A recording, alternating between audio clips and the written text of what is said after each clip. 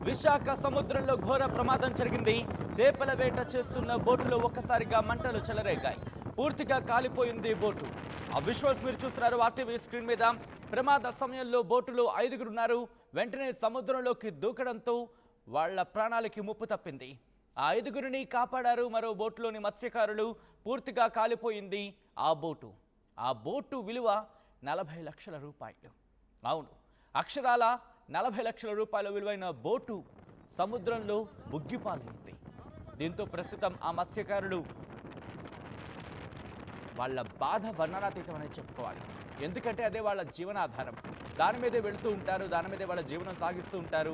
చేపల వేటకి వెళ్ళి చేపలను సంపాదించుకొని చేపలను పట్టి వాటిని ఇటు అమ్ముకొని వాళ్ళ జీవనాధారంగా బ్రతుకుతూ ఉంటారు. అటువంటి బోటు, తమ జీవనాధారమైన బోటు తమ కళ్ళ ముందే కాలిపోతూ ఉంటే గుండెల విసేలా రోధించారు